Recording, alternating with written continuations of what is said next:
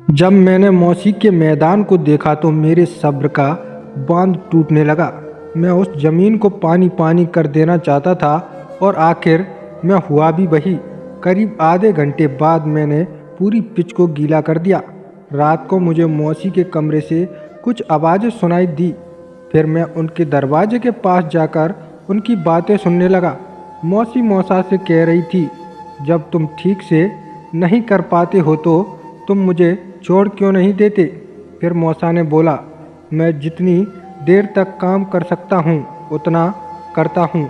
अब तुम कहती हो कि मैं एक एक घंटे तक करता रहूँ तो यह मुझसे नहीं हो पाएगा। इस पर मौसी बोली, एक तो तुम साल में एक बार घर आते हो, ऊपर से ठीक से करते भी नहीं हो।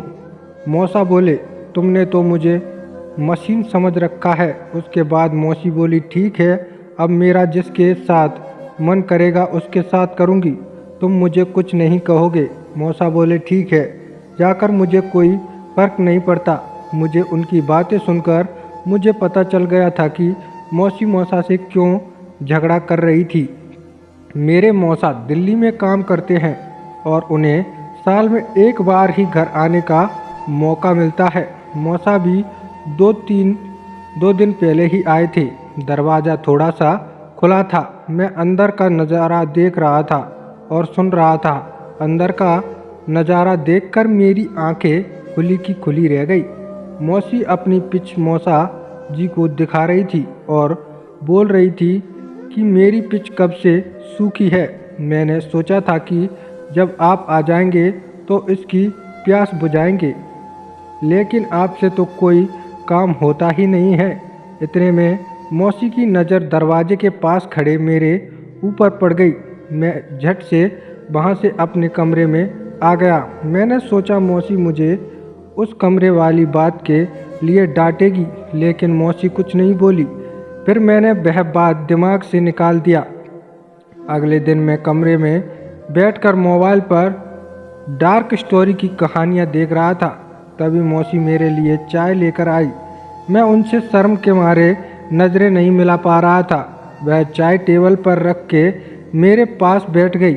मैंने देखा वह हल्का हल्का मुस्कुरा रही थी। मैंने कहा, मौसी तुम मुस्कुरा क्यों रही हो? तो मौसी बोली, मैं तो तुम्हारे बच्चा समझ रही थी, लेकिन तुम तो अब जवान हो चुके हो। उस दिन जब मैंने वह देखा तो मुझे करंट सा लग गया था। मौसी मुझसे सट कर बैठी थी। मौसी बोली, उन्हें नहीं पता चलेगा, हम उन्हें कुछ नहीं बताएंगे। मैंने मौसी की आंखों में देखा तो मुझे साफ साफ झलक रहा था कि वह भी मैच खेलने के लिए कितनी बेताब थी। फिर मैं भी बैटिंग करने के लिए तैयार हो गया। मैं भी अब जवान हो चुका था तो खुद को मैच खेलने से कब तक रोक सकता था। आखिर मैं बैटिंग करने के लिए कितना बेचैन था। मैं तो बैटिंग करने के लिए कब से उतावला हो रहा था। मैंने मौसी के मैदान को देखा तो मेरे सब्र के बांध टूटने लगे। मैं उस ज़मीन को पानी पानी कर देना चाहता था और आखिर में हुआ भी वही।